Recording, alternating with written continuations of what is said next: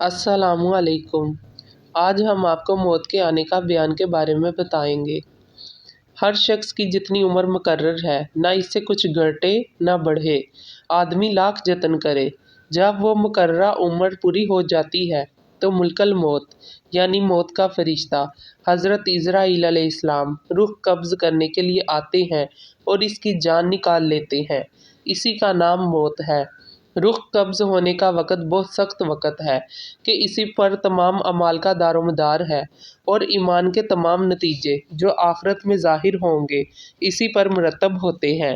کہ اعتبار خاتمہ ہی کا ہے، اور شیطان لعین ایمان لینے کی فکر میں ہے جسے اللہ تعالیٰ اس کے مکر سے بچائے اور ایمان پر خاتمہ نصیب فرمائے، وہی اپنی مراد کو پہنچا۔ حضور صلی اللہ علیہ وآلہ وسلم ارشاد فرماتے ہیں، جس کا آخر کلام لا الہ الا اللہ یعنی کلمہ طیبہ ہوا وہ جنت میں داخل ہوا۔ اب اس کے بارے میں مختصر چند مسائل بتاتے ہیں۔ جب موت کا وقت آتا ہے تو یہ علامتیں پائی جاتی ہیں، یعنی سانس اکھڑنے اور جلدی جلدی چلنے لگے، پاؤں سست ہو جائیں کہ کھڑے نہ ہو سکیں، ناک ٹیڑھی اور منہ کی کھال سخت ہو جائے اور دونوں کنپٹیاں بیٹھ جائیں تو سنت ہے کہ داہنی کروٹ پر لٹا کر قبلہ کی طرف اس کا منہ کر دے، اور یہ بھی جائز ہے کہ چت لٹائیں اور قبلہ کو پاؤں کریں کہ یوں بھی قبلہ کو منہ ہو جائے گا، مگر اس صورت میں سر کو قدرے اونچا رکھیں اور قبلہ کو منہ کرنا دشوار ہو کہ اس کو تکلیف ہوتی ہو تو جس حالت میں ہے چھوڑ دیں۔ جان کنی کی حالت میں جب تک روح گلے تک کو نہیں آئی اسے تلقین کریں، یعنی اس کے پاس بلند آواز سے بیٹھ کر کلمہ طیبہ یا کلمہ شہادت پڑھیں کہ وہ سن کر پڑھے، مگر اس سے یہ نہ کہیں کہ کلمہ پڑھو، تمہیں کیا معلوم وہ کس تکلیف اور سختی میں ہے، اس کے منہ سے کوئی غلط بات نکل نہ جائے تو عمر بھر کی کمائی مٹی میں مل جائے گی۔ تلقین کے وقت اس کے پاس نیک اور پرہیزگار لوگوں کا ہونا بہت اچھی بات ہے، اور اس وقت وہاں سورہ یاسین شریف کی تلاوت اور خوشبو ہونا مستحب ہے، مثلاً لبان یا اگربتیاں سلگا دیں، اور جب وہ دونوں جز کلمہ طیبہ کے کہہ لے تو اس سے دوبارہ کہنے کا اصرار نہ کریں کہ کہیں اکتا نہ جائے۔ ہاں، اگر کلمہ پڑھنے کے بعد کوئی اور بات اس نے کی تو پھر تلقین کریں کہ اس کا آخر کلام لا الہ الا اللہ محمد الرسول اللہ ہو۔ لا الہ الا اللہ محمد الرسول اللہ کے مقبول نہیں۔ موت کے وقت مکان میں کوئی تصویر یا کتا ہو جہاں رحمت کے فرشتے نہیں آتے، نزا کے وقت اپنے اور اس کے لیے دعائے خیر کرتے رہیں۔ کوئی برا کلمہ زبان سے نہ نکالیں کہ اس وقت جو کچھ کہا جاتا ہے فرشتے اس پر آمین کہتے ہیں۔ نزا میں سختی دیکھیں تو سورہ یاسین اور سورہ رعد پڑھیں۔ جب روح نکل جائے تو ایک چوڑی پٹی جبڑے کے نیچے سے سر پر لے کر جا کر گرہ لگا دیں تاکہ منہ کھلا نہ رہے اور آنکھیں بند کر دی جائیں، انگلیاں اور ہاتھ پیر سیدھے کر دیے جائیں۔ یہ کام اس کے گھر والوں میں جو زیادہ نرمی کے ساتھ کر سکتا ہے باپ یا بیٹا کرے۔ اس کے بعد اس کے پیٹ پر لوہا یا گیلی مٹی یا کوئی اور بھاری چیز رکھ دیں تاکہ پیٹ پھول نہ جائے، مگر ضرورت سے زیادہ وزنی نہ ہو کہ اسے تکلیف ہو۔ میت کے سارے بدن کو کسی کپڑے سے چھپا دیں اور زمین کی سیل سے بچائیں۔ آنکھیں بند کرتے وقت یہ دعا پڑھیں، بسم اللہ وعلی ملت رسول اللہ اللہم یسر علیہ امرہ وسہل علیہ ما بعدہ واسعد بلقائک واجعل ما خرج الیہ خیرا مما خرج عنہ، یعنی اللہ کے نام کے ساتھ اور رسول اللہ صلی اللہ علیہ وآلہ وسلم کی ملت پر، اے اللہ تو اس کے کام اور اس پر آسان کر اور اس کے مابعد اس پر سہل کر، اور اپنی ملاقات سے تو اسے نیک بخت کر، اور جس کی طرف نکلا اس سے اسے بہتر کر کے جس سے نکلا، اس کے ذمے قرض یا کسی مالی مطالبہ ہو جس جلد سے جلد کریں، کہ حدیث شریف میں ہے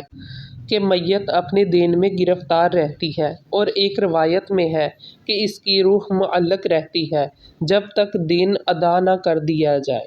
میت کے پاس تلاوت قرآن مجید جائز ہے جبکہ اس کے تمام بدن کپڑے سے چھپا ہو، اور تسبیح و ذکر و اذکار میں مطلقاً کوئی حرج نہیں۔ ناگہانی موت سے کوئی مرا اور جب تک اس کی موت کا یقین نہ ہو تجہیز و تکفین اور کفن دفن میں ملتوی رکھیں۔ ہو سکتا ہے کہ یہ سکتہ ہو اور طول پکڑ گیا ہو۔ پڑوسیوں اور اس کے دوست احباب کو موت کی اطلاع دیں اور نمازیوں کی تاکہ کثرت ہوگی اور میت کے لیے دعا کریں گے کہ ان پر حق ہے کہ اس کی نماز پڑھیں اور دعا کریں۔ میت کے پاس زمین پر بیٹھنا افضل ہے اور چارپائی تخت کرسی وغیرہ پر بیٹھیں تو اس میں کوئی ممانعت بھی نہیں۔ جس گھر میں موت ہو جائے وہاں چولہا جلانا کھانا پکانا شرعاً منع نہیں ہے، نہ اس میں کوئی گناہ ہے۔ ہاں اگر موت کی پریشانی کے سبب وہ لوگ پکاتے نہیں، اس کے لیے یہ سنت ہے کہ پہلے دن صرف گھر والوں کے لیے کھانا بھیجا جائے اور انہیں بااصرار کھلایا جائے، نہ دوسرے دن بھیجیں، نہ گھر سے زیادہ آدمیوں کے لیے بھیجیں، نہ اور لوگ اس میں سے کھائیں۔ میت کے گھر والے سوم، 10ویں، 40ویں وغیرہ کے دن رشتہ داروں یا دوست احباب کی دعوت کریں۔ یہ ناجائز اور بدعت قبیحہ ہے کہ دعوت تو خوشی کے موقع پر کی جاتی ہے نہ کہ غمی کے موقع پر۔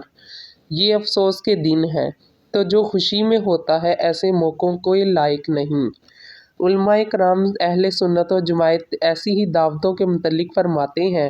کہ یہ سب دکھاوے اور ناموری کے کام ہیں، ان سے بچنا لازم و ضروری ہے۔ کشف العنقاء میں فرمایا کہ تعزیت کے لیے اکثر عورتیں رشتہ دار جمع ہوتی ہیں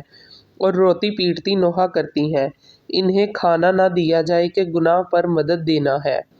حدیثوں میں آیا ہے کہ حضرات صحابہ کرام رضوان اللہ تعالیٰ علیہم اجمعین اہل میت کے یہاں جمع ہونے اور ان کے کھانا تیار کروانے کو مردے کے لیے نوحہ کرنے میں شمار کرتے تھے، اور ظاہر ہے کہ نوحہ حرام ہے۔ ہاں اگر محتاجوں کو دینے کے لیے کھانا پکوائیں تو حرج نہیں، بلکہ خوب ہے کہ بشرطے کہ یہ کام کوئی عاقل بالغ اپنے مال خاص سے کرے یا ترکہ سے کرے، تو سب وارث موجود ہوں تو بالغ و راضی ہوں، اور اگر وارثوں میں کوئی یتیم یا کوئی بچہ نابالغ ہو اور بالغ ہیں مگر سب موجود نہیں یا موجود ہیں اور سب سے اجازت نہ لی اور کھانا پکوانا اور خیر خیرات کرنا شروع کر دیا تو یہ بات اور بھی زیادہ حرام اور سخت ناجائز ہے کہ یتیموں کا مال یوں بے دریغ اڑانا دوسروں کا مال بلا اجازت تصرف میں لانا ہے، اور یہ خود ناجائز و حرام ہے۔ اور اگر ان میں کوئی یتیم ہو اور آفت اور سخت تر ہے، آواز سے رونا منع ہے اور آواز بلند نہ ہو تو اس کی ممانعت نہیں، بلکہ حضور اقدس صلی اللہ علیہ وآلہ وسلم نے اپنے شہزادے حضرت ابراہیم علیہ السلام کی وفات پر بکا فرمایا، مبارک آنکھوں سے آنسو رواں ہوئے۔ جس مسلمان مرد یا عورت کو کوئی مصیبت پہنچی اسے یاد کر کے انا للہ و انا الیہ راجعون کہے، اگرچہ مصیبت کا زمانہ دراز ہو گیا ہو تو اللہ تعالیٰ اس پر نیا ثواب عطا فرماتا ہے، اور ویسا ہی ثواب فرماتا ہے جیسا اس دن کی مصیبت آئی تھی اور اس نے صبر کیا تھا۔